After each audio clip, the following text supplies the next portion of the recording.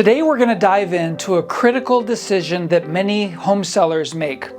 Should I list with a real estate agent, or should I just ask an agent or a bunch of agents to just bring a buyer? Over the years, our team has met with many sellers that want to sell a home for a variety of reasons, and every now and then there's someone that does not want to market their property or list with a real estate agent, which is completely understandable. There's lots of reasons. Sometimes they're going through divorce and they want privacy. Maybe they have something going on in their business and they don't want their business partner to know. Maybe the seller has tenants in the property and wants to not disturb the tenants and maintain that cash flow. Maybe it's a sports or celebrity person that just doesn't want the public to know about the sale. Or maybe the seller just doesn't want to pay a real estate commission, which is completely understandable. Our team has even had sellers say, our home is so unique that marketing it in the MLS or with an agent just won't get it done. It's only a buyer who understands how unique this property is. Anyway, there's a variety of reasons that a home seller may not want to list the property with a real estate agent. So I'd like to share with you a story of something that happened with an agent on our team and share with you some strategies on how you can maximize your home's selling price. An agent on our team met with a home seller, and the seller didn't want to market the property on the MLS. They were with another agent, and I guess they had some kind of a bad experience, and they decided that they just preferred not to put it on the market again and go through all that. So what happened is the seller told the agent on our team, just bring us a buyer. So what the agent did is the agent had a couple of people in mind that they thought might be a good buyer for this specific property. So the agent went to the buyers and mentioned this property was up on a hill, beautiful home, had views, great home, thought it'd be a great property for them. The buyer expressed some interest, and the agent disclosed the address of the property. The agent said that they would meet with the seller and set up a time to show it, and the buyer agreed and said that they would get back with them the following day. Well, the following day, the buyer had told the agent that they no longer wanted to meet and were no longer interested in the property. So the agent thought that was the end of it, and come to find out that that buyer had a relative that was a real estate agent, and that buyer used their relative to go and write an offer on that property and eventually buy that property. When the agent on our team found out, they were really upset, and they brought it to our team's attention. So there's several ways that could have been handled a little bit differently. That agent, in real estate, there's what's called a buyer-broker agreement. Basically, that's an agreement that a real estate agent signs with a buyer that provides compensation for the real estate agent. Those buyer-broker agreements are completely negotiable between the buyer and the agent.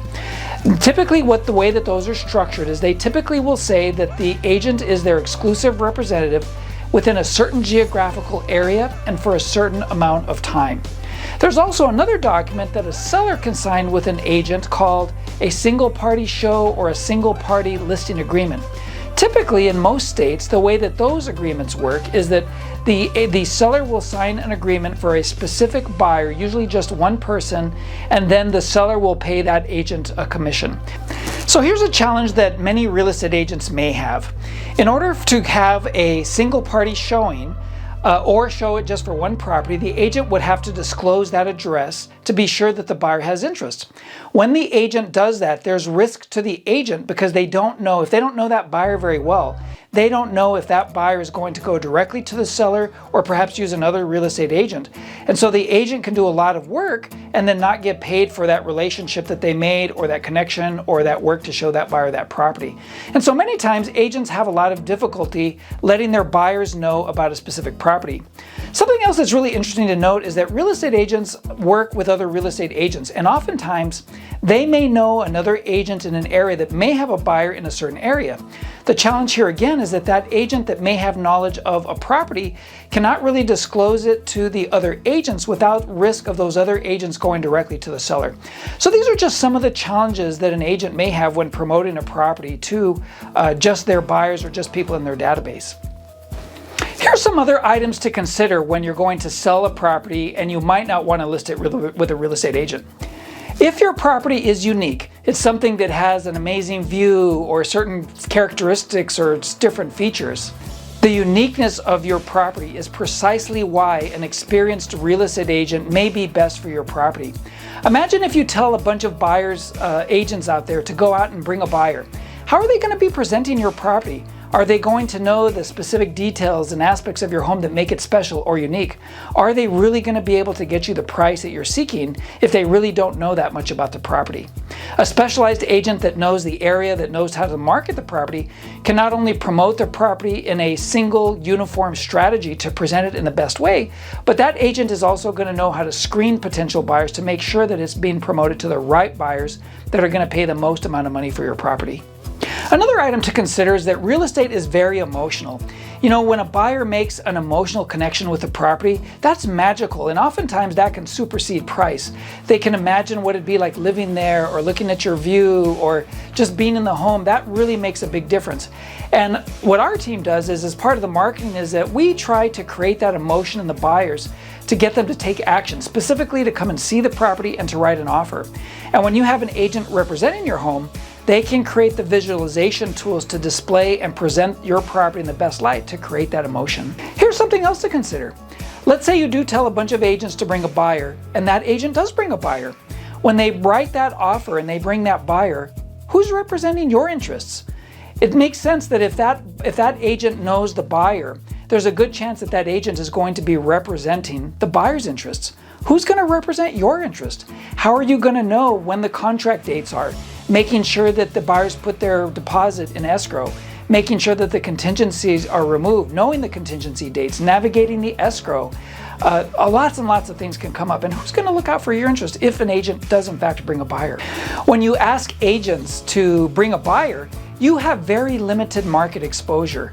In other words, only the buyers that that agent knows are going to see the property. One of the magical things about marketing your property is that it creates leverage. You know, in most things, demand drives price up. Imagine if there's other buyers out there that would like your home and they don't even know about it. Maybe that agent brings a buyer, but maybe there's 2 or 3 or hundreds of other buyers that might have bought your property. How might that affected your price? Would that have affected your ability to actually get a bigger price? By creating leverage and possibly getting multiple offers on your property, that not only can help push the price higher, but it can also help insulate you from potential challenges. One of the challenges that a lot of buyers face today is that they may write an offer at a really great price. They will do a property inspection, and then what they'll do is they'll ask you for repairs to try and get that price down. When you have multiple offers, buyers typically don't do that because they know that there's other people interested in the home. So by marketing the property on a much larger scale, you get the advantage of leverage that can ultimately help you get a better price for the home. Another benefit of marketing your property is timing. You know, oftentimes in most situations, time is not our friend. When a property takes a long time to sell, there's a few things that happen. Even if it's not on the market, you still have carrying costs. If you have a mortgage on the property, you're still making that mortgage payment, you're paying for interest, maintenance, whatever else is going on with the property. Those are carrying costs that you still have to maintain while you find a buyer. And worse, you're probably selling your property for a reason. Maybe it's to be closer to family and friends, or maybe it's to downsize. And how will that delay in finding that buyer affect your bigger goals, your bigger plans? And what are the opportunity costs? If you have equity in that property, what could you have done with that money differently? Could you have invested that money in another real estate asset, or do something else, or just make your life better? What are the opportunity costs by waiting for an agent to bring a buyer versus getting more buyers to see the property? And finally, many times there's a perceived value in not listing the property with an agent. You know, sometimes a seller may say, well, gee, I'm just going to save that money and I'm going to do this myself. Well, if you really think about it, a listing agent can help you secure a better price by creating more effective marketing for the property, showing it in the best light, attracting more buyers, and creating leverage. And ultimately, it can help you net more money. And I know that for some people that's really difficult to see, but when you really look at the analytics and the data of how many buyers an agent can bring in versus just telling an agent to bring a buyer, it can make a significant difference in your bottom line. So to summarize, there may be some very compelling reasons why not to list your property, as we illustrated earlier in the video. And yet, if you review some of the data and some of the statistics, you'll find that in most cases, by marketing the property, it will not only save you time, it can ultimately help you get a better price with less headaches and hassles.